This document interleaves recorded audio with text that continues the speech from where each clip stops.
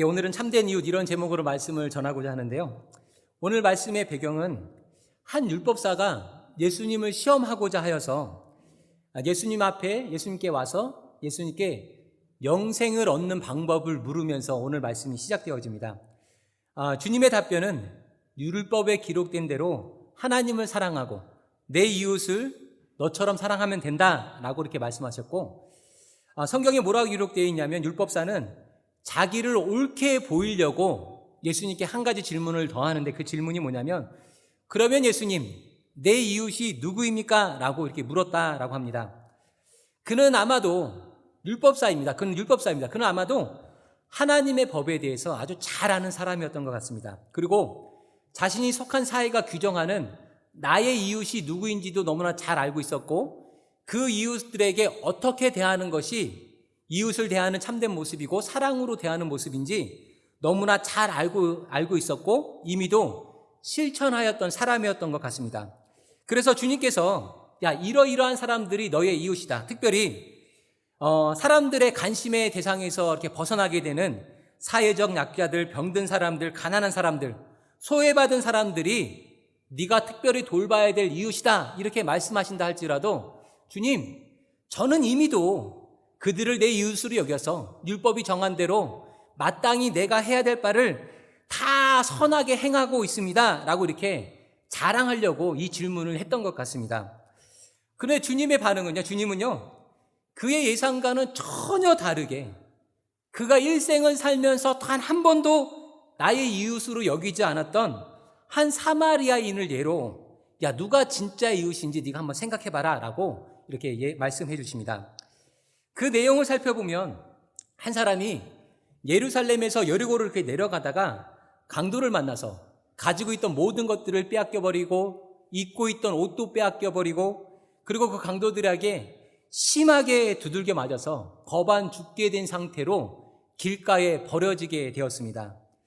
그 길로 제사장과 레위인이 지나가는데요, 제사장은 하나님께 드리는 그 모든 예배를 관장하는 사람들이었고, 레위인들은 성전을 관리하고 하나님께 드려지는 그 예배에 필요한 모든 것들을 사전에 준비하던 사람들입니다.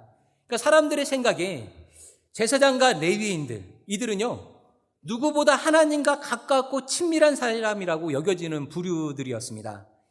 이 사람들에 대한 다른 사람들의 그 기대감은, 다른 사람들은 몰라도 이 사람들만큼은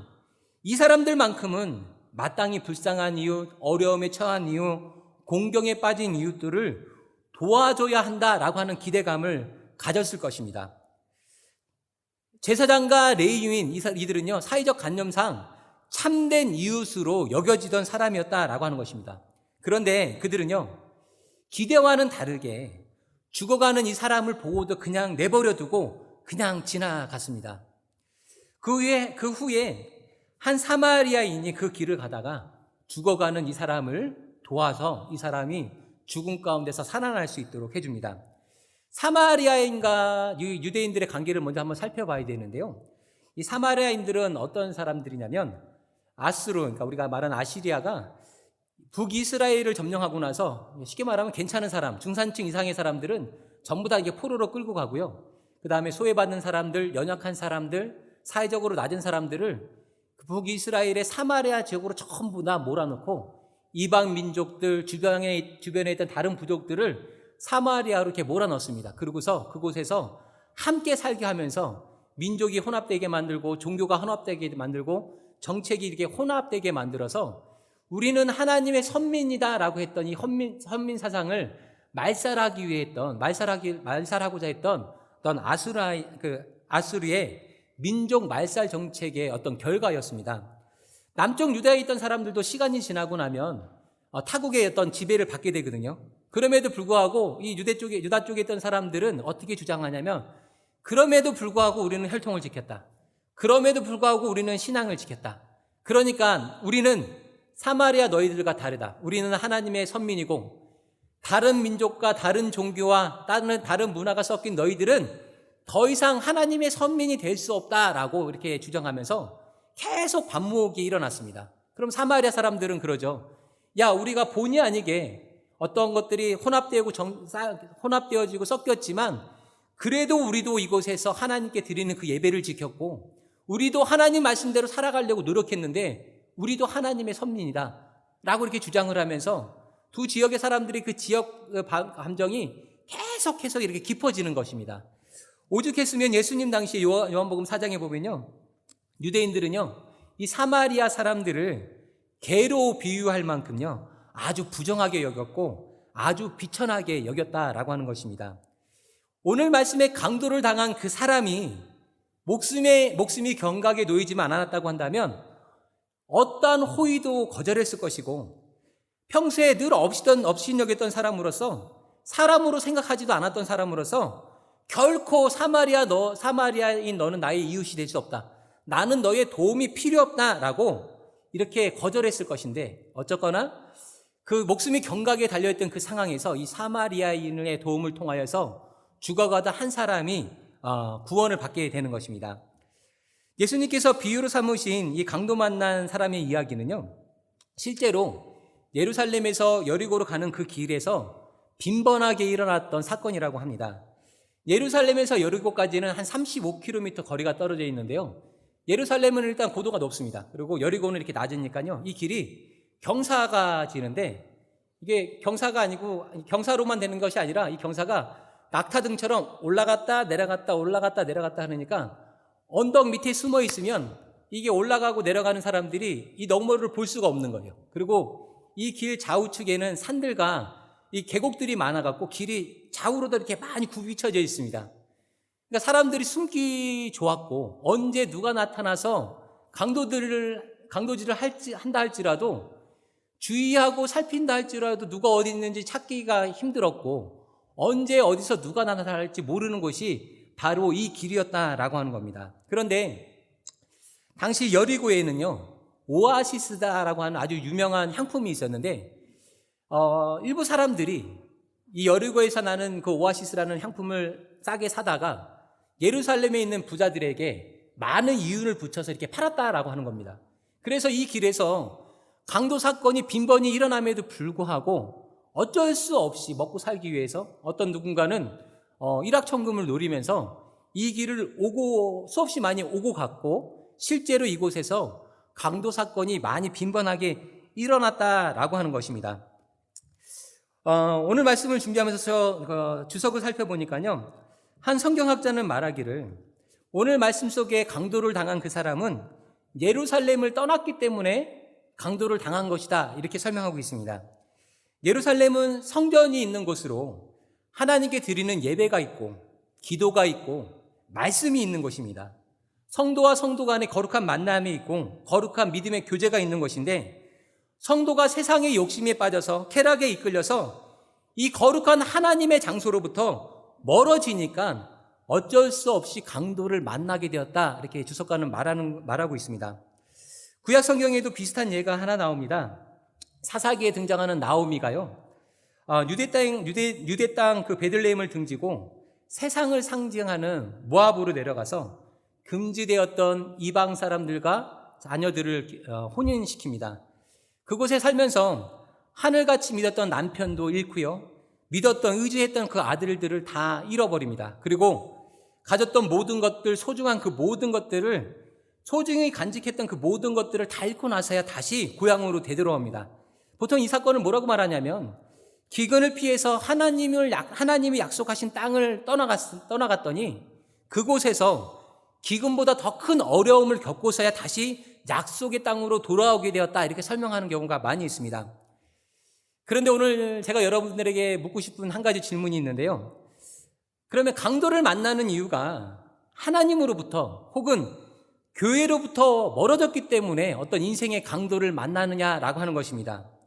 우리가 특별히 우리 성도들이 인생을 살면서 인생의 어떤 어려움을 겪고 인생의 그 강도를 당하는 그 이유가 교회로부터 하나님으로부터 멀어지는 이유 한 가지다라고 한다면 어떻게 보면 좋을 수도 있을 것 같습니다. 한번 생각해 보십시오. 만약 우리 성도들의 삶 가운데 어떤 고난을 당하는 이유가 하나님과 멀어졌기 때문이다, 교회와 멀어졌기 때문이다, 내가 신앙생활을 조금 게을리했기 때문이다 라고 우리가 이렇게 전제할 수 있다고 한다면 반대로 생각하면 우리 성도들이요, 하나님 앞에 예배 잘하고 신앙생활 잘하고 하나님 잘 섬기면 우리 인생 가운데 어떤 어려움이 없어야 한다는 얘기입니다. 결코 강도 만나는 그런 사건이 일어나서는 안 된다라고 하는 겁니다. 그런데 우리 성도님들 잘 아시죠? 동방의 의인 욥이 그랬던 것처럼 하나님을 때로는 잘 섬기고 하나님 말씀에 순종하고 교회 일에 열심히 한다 할지라도 때로는 우리 삶 가운데 예기치 못한 이런 강도 만난 사건 같은 일들이 우리의 어떤 의견과는 전혀 상관없이 발생할 수밖에 없다라고 하는 것입니다.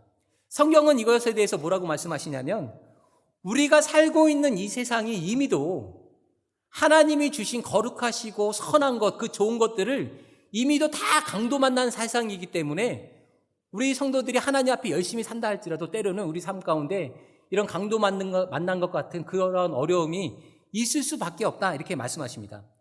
아담의 교만과 불순종으로 인하여서 우리 속에 있었던 하나님의 그 거룩하신 형상, 또 정의와 공의, 자비와 긍휼, 하나님의 그 용서와 사랑, 헌신과 베품 등 하나님께서 태초에 말씀하셨던 하나님 보시기에 좋았더라 말씀하셨던 그 아름답고 선한 형상들이 인간의 그 삶 가운데서 모조리 다 빼앗겨 있기 때문이다라고 하는 겁니다.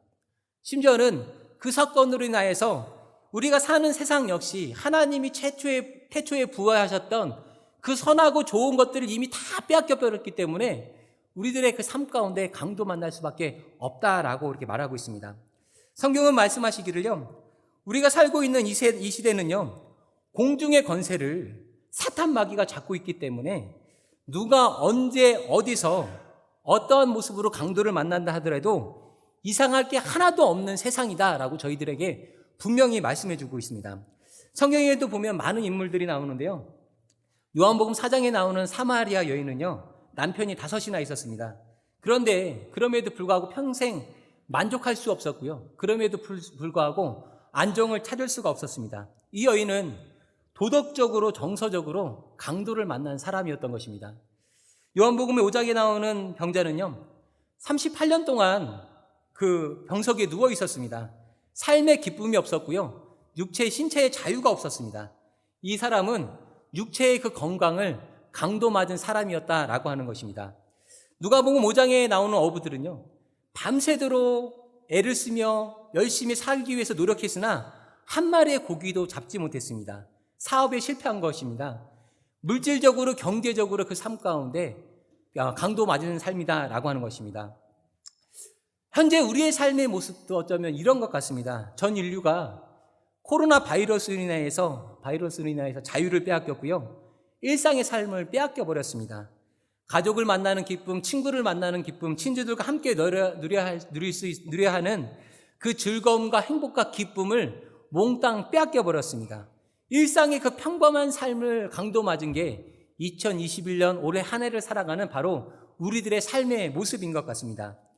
성경은 말하기를 강도 만난 사람은 다른 이가 아니라 하나님이 주셨던 그 거룩하심과 그 완전하심, 그리고 그 영원한 생명과 그 선하심을 빼앗겨서 이제는 결국 죽을 수밖에 없는 제가, 그리고 여러분들이, 이 땅에 있는 그 모든 사람들이 바로 강도 만난 사람이다라고 성경은 저희에게 분명히 말씀해 주고 계십니다.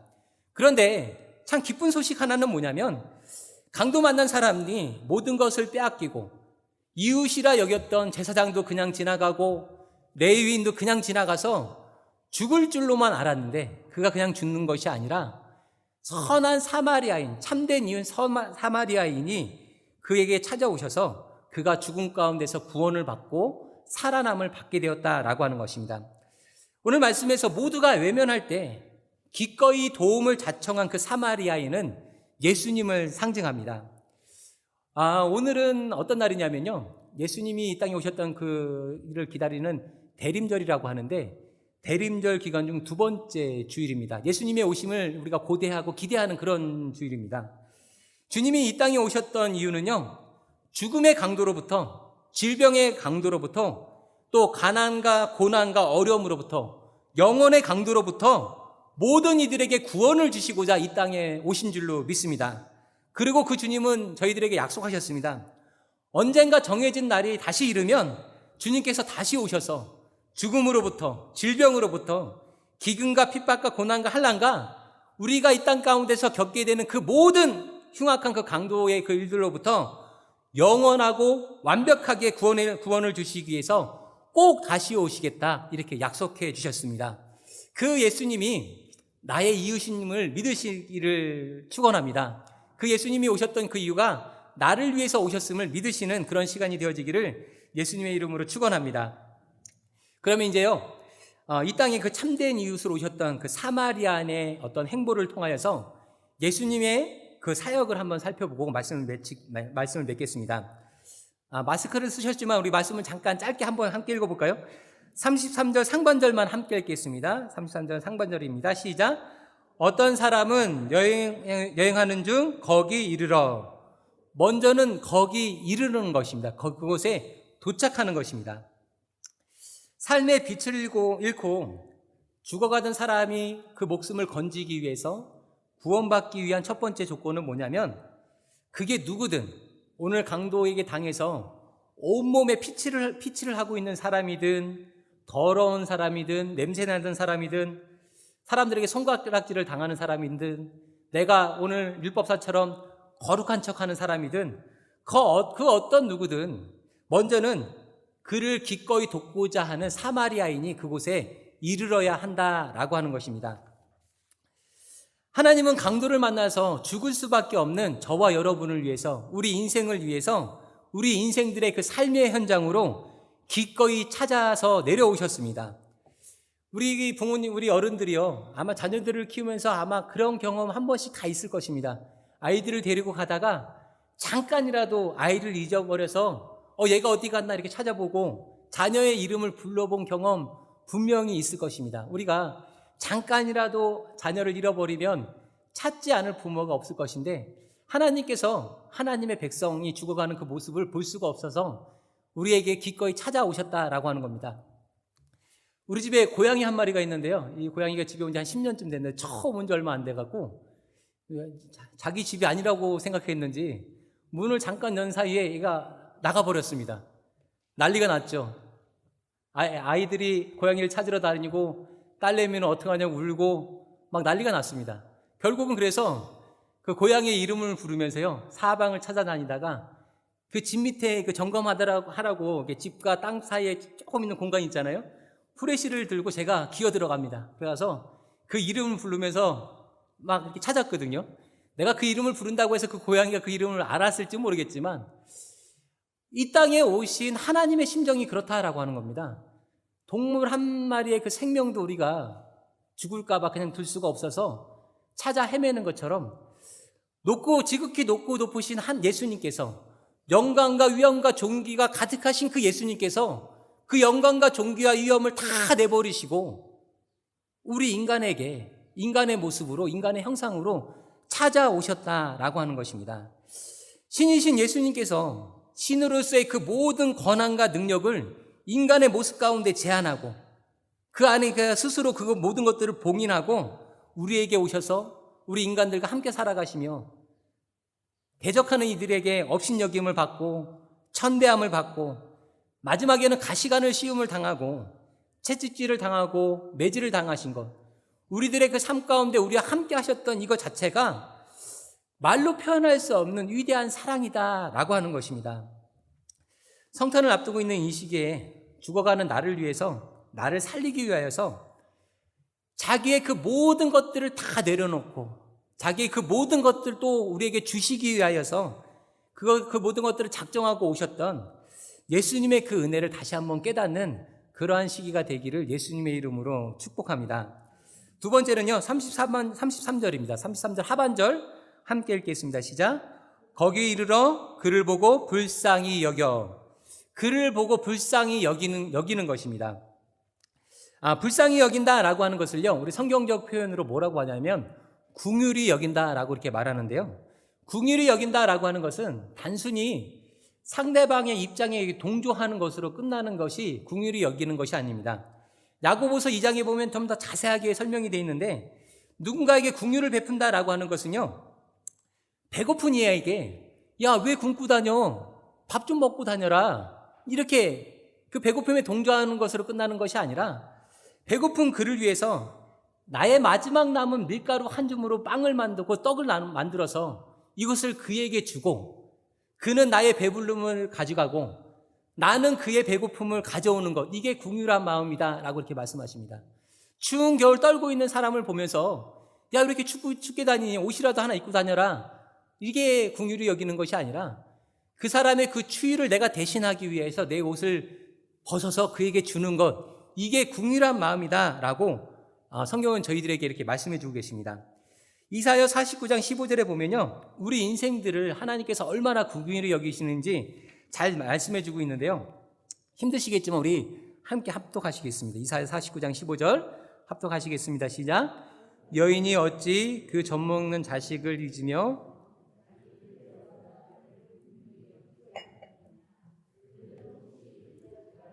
나는 너를 잊지 아니할 것이라. 아멘. 다니엘 기도회에 참석하면서 지금도 가장 많이 생각나는 간증이 뭐냐면, 내 이름은 예쁜 여자입니다. 그 김희아 집사님의 간증이 아직도 마음속에 계속 이렇게 남아 있습니다. 그분이 어릴 때 그 간증을 들으면서 이분이 보육원에 버려진 이유가 어쩌면 얼굴에 있던 그 점 때문인가? 그분의 그 부모님들이 남들과는 다른 나의 아이의 어떤 모습 때문에 그렇게 하신 것일까? 이런 생각도 좀 들었고요. 또 내가 아는 청년 중에 하나는 어릴 때 친부모로부터 버림을 받아서 아는 집 앞에, 이제 아는 믿음의 가정 앞에 이렇게 버려짐을 당하게 돼서 그 집에 이렇게 입양이 되게 됐는데요. 그 청년이 버려질 때 있던 어떤 병원 기록을 찾아가 보니까 미혼모가 낳은 이 미혼모가 엄마였습니다. 그래서 처음에는 미혼모가 겁이 나서 버렸나 이렇게 생각했는데, 그 병원에서 알고 보니까 태 속에 있을 때부터 심장에 심장병이 있어서, 천공이 있어서 죽을지 살지도 모르고 이거를 수술하려면 막대한 비용이 들어가는 거였습니다. 그래서 그냥 생각하기를 어쩌면 그것 때문에 이 친구가 버려진 것은 아닐까, 이런 좀 생각을 좀 해봤는데요. 그런데 우리 주님은 뭐라고 하셨냐면 육신의 부모는 어쩔 수 없이 인간이기 때문에 육신의 부모도 최선을 다해서 도와주려고 하고 자식에 대해서 최대한 다해 헌신하려고 하지만 그 한계를 넘어가는 그 순간에 육신의 부모는 포기할지 몰라도 하늘 아버지는 결코 포기하지 아니하시고 결코 긍휼 베푸시기를 포기하지 않으신다라고 저희들에게 이렇게 분명히 약속하셨습니다. 하나님은 말씀하시기를 나의 모습과는 상관없이, 나의 삶의 태도와는, 나의 그 삶의 행실과는 상관없이, 때로는 그 모습이 너무 흉측하다 할지라도, 때로는 그 삶의 태도가 부모조차도 포기할 정도로 어떤 엉망이라 할지라도 하나님 아버지의 그 긍휼하심은, 하나님의 백성을 향한 그 긍휼하심은 절대 사라지지 않는 하나님이다라고 저희들에게 이렇게 약속하셨습니다. 2021년을 지나면서요, 좀 많은 어려움들이 있었습니다. 그렇죠? 우리 성도님들, 그럼에도 불구하고 그 가운데서도 여러분들을 긍휼히 여기시고 결코 여러분들을 포기하지 아니하시고 버리지 아니하시는 그 하나님이 나의 하나님이심을 믿으시기를 예수님의 이름으로 축복합니다. 하나님은 어떠한 상황에서도 결코 하나님의 자녀된 우리 교회를 포기하지 않으십니다. 마지막 세 번째로 34절 상반절 함께 읽겠습니다. 시작. 가까이 가서 기름과 포도주를 그 상처에 붓고 그의 상처를 싸매고 기름과 그 포도주를 부어 주었다, 이렇게 말씀하고 있습니다. 여기서 포도주는요, 죄인들을 구원하기 위해서 흘리신 예수 그리스도의 피를 상징합니다. 우리를 살리기 위하여서 아낌없이 내쏟으셨던 예수 그리스도의 그 거룩한 보혈을 상징하고 있습니다. 그리고 기름은 무엇이냐면요, 예수님께서 승천하시고 난 후에 고아와 같이 이 땅에 부모 없는 자녀들처럼 이렇게 살아야 되는 예수님, 하나님의 그 자녀들을 위해서 하나님께서 영으로 이 땅에 오신 보혜사 성령님의 그 헌신, 하나님의 백성들, 하나님의 자녀들을 위해서 돕기를 원하시는 성령 하나님의 그 기름 부으심을 상징하고 있습니다. 이사야 53장 5절에 보면 뭐라고 말씀하시냐면요, 그가 찔림은 우리의 허물을 인함이요 그가 상함은 우리의 죄악을 인함이라. 그가 징계를 받음으로 우리가 나음을 입었고 그가 채찍에 맞음으로 우리가 나음을 입었도다. 이렇게 말씀하시고 계십니다. 주님의 그 보혈의 피를 통하여서 우리가 구원받은 줄로 믿습니다. 주님이 흘리신 그 피가 다른 일을 위한 피가 아닌 나를 위한 피라는 것을 믿는 이들에게요, 예수님께서 더 이상 그 어떤 허물도 삼으지 않으시고요, 그 어떤 죄도 묻지 않으시고요, 그 어떤 것도 더 이상 징계하지 아니하시고 그 상처를 감싸주시고 그 상처를 회복해 할 수 있도록 해주시겠다 약속하셨습니다. 지금 이 말씀을 아멘으로 믿고 받으시는 분들에게는요, 그 영혼 가운데, 삶 가운데 있던 그 모든 힘들게 하고 어려운 것들이 변화되어지고, 또 육체 가운데 있는 모든 질병, 또는 고난, 이 아픔들 또한 나음을 입게 될 줄로 예수님의 이름으로 축복합니다. 주님께서 피 흘리심으로 인하여서요, 우리들의 아픔, 우리들의 나음, 그 모든 것들을 이미 치유해 주셨고, 그리고 앞으로 겪어야 될 그 모든 것들 또한 성령 하나님께서 그 상처마다 약을 바르고 하는 것처럼 성령 하나님께서 기름으로 임하셔서 그것들을 치유해 주시고 도살펴 주시겠다 약속하신 줄로 믿습니다. 마지막 네 번째는 뭐냐면, 짐승에 태워서 주막으로 데려다가 그를 돌봐주는 장면이 나옵니다. 주막은요, 안식이 있는 것이고 쉼이 있고 나음이 있는 것입니다. 인생의 나그네들이 한낮에 그 더위를 피하고 또한 갈증을 해결하는 것이고요, 밤의 추위도 피하고 냉수의 위험으로부터, 강도의 위험으로부터 안전하게 나를 지킬 수 있는 것이 주막입니다. 주님께서 세우신 우리 교회를 상징하고 있습니다. 우리의 모습이 강도 만난 사람처럼요, 피 흘려가며 죽어가고 있기 때문에 주님께서 그곳에서 한번 치유해 주신다 할지라도 이미도 죽어가고 생명의 빛을 잃어가고 있는 그 사람이 또 강도를 만날 줄 모르는 그 길가에 놔두면 죽을 수밖에 없다는 것을 주님께서 너무나 잘 아시니까 완전한 곳으로 이렇게 옮겨주셨다라고 하는 것입니다.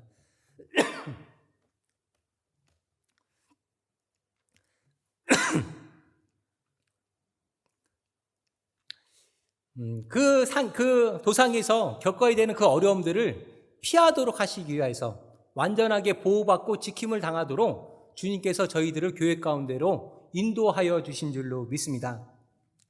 열왕기상 8장에 보면 솔로몬이요, 성전을 건축하고 하나님 앞에 그곳에서 기도하는데, 그 내용을 보면 여호와여, 내 이름이 거기 있으리라 하신 이곳을 향하여 주의 눈이 주야로 보옵시며 종이 그곳을 향하여 비는 기도를 들으시옵소서.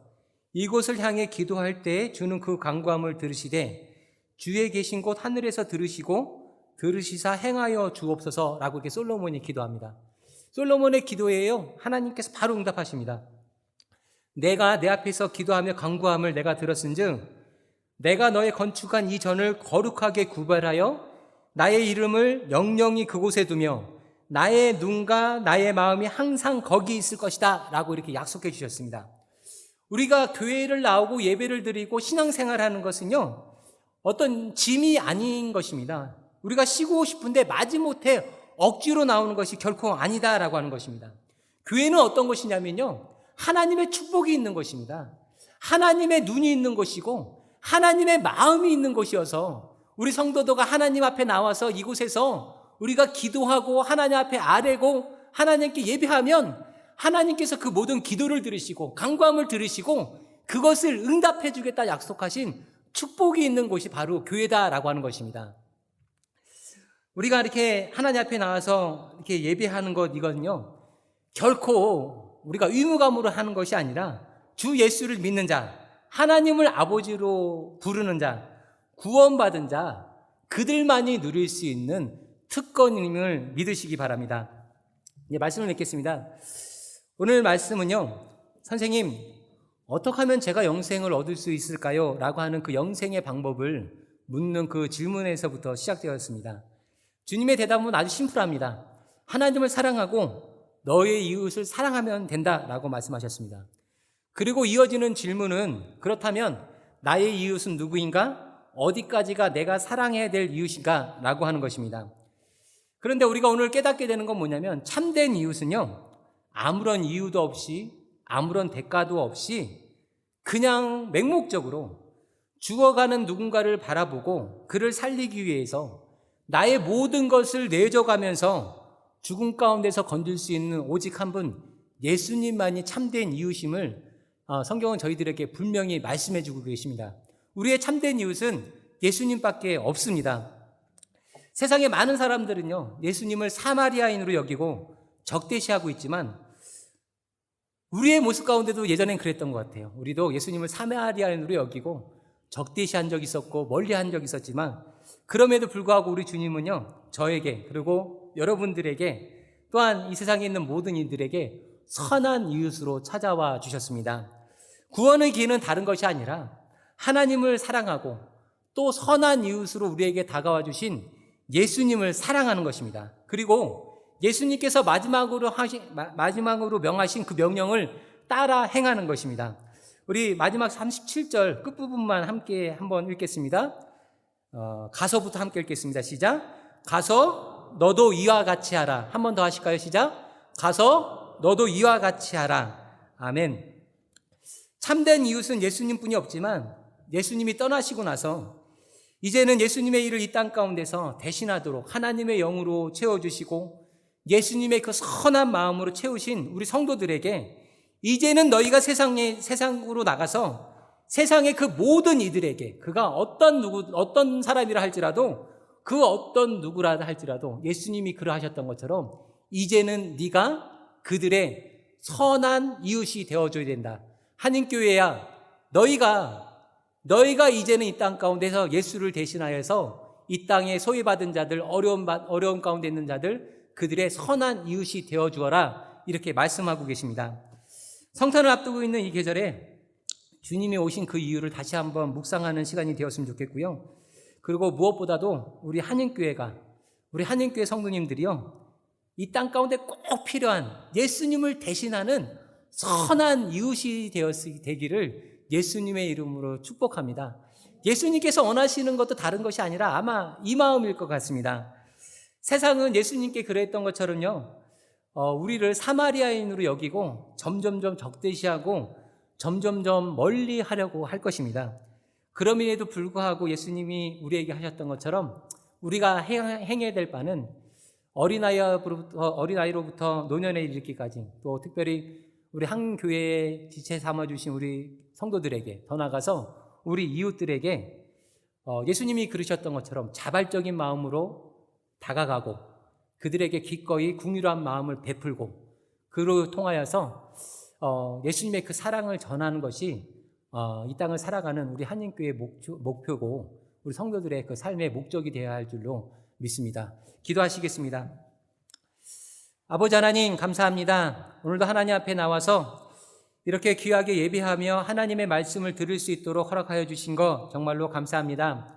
하나님, 들려주신 하나님의 말씀이 그냥 듣고 땅에 떨어지는 것이 아니라 저희들의 그 심령 가운데 하나님 심겨지고 싹이 트고 자라나서 100배, 60배, 30배의 결과를 맺을 수 있도록 성령 하나님 기름 부어 주셔서 주님께서 이 땅 가운데 선한 이웃으로 찾아오셨던 것처럼 이제는 주님께서 생명을 주신 우리가 더 나아가서 우리 한인교회가 이 땅 가운데 반드시 필요한 예수님의 그 사랑을 전하는 그러한 아름다운 교회의 모습으로 올바로 세워질 수 있도록 하나님 허락하여 주셔서 오늘도 아버지 하나님 하나님 앞에 예배하면서 하나님께 드려지는 그 예배가 예배되어질 수 있도록 하나님께 드려지는 그 예배가 온전히 거룩하게 잘 구별되어질 수 있도록 섬기고 애쓰고 헌신하는 손길들이 있습니다. 아버지 하나님 그 섬기고 헌신하는 그 믿음 가운데 하나님께서 축복 허락하셔서 영육 간에 강건할 수 있도록 하나님 붙잡아 주시옵소서. 또한 아버지 하나님 주님 앞에 나오면서 빈손으로 나오지 아니하고 하나님께 드릴 수 있도록 저희들의 그 삶 가운데 많은 것들을 베풀어 주심을 정말로 감사합니다. 하나님, 내가 가진 것, 내가 내 능력으로 얻은 것이 아니라 주님께서 주셨음을 내가 다시 한번 믿고 그 하나님 앞에 감사함으로 정성을 다하면서 아버지 하나님 11조로 감사헌금으로 성교 헌금으로 드립니다. 드려지는 그 예물 하나님 기뻐서 흡납하여 주시고 그 예물이 사용되어지는 곳이 하나님께서 꼭 원하시는 곳, 어려운 이웃에게 예수님의 그 사랑을 전할 수 있는 곳에 사용되어질 수 있도록 하나님 허락하여 주시옵소서. 감사합니다. 이 모든 말씀 예수 그리스도의 이름으로 기도합니다. 아멘.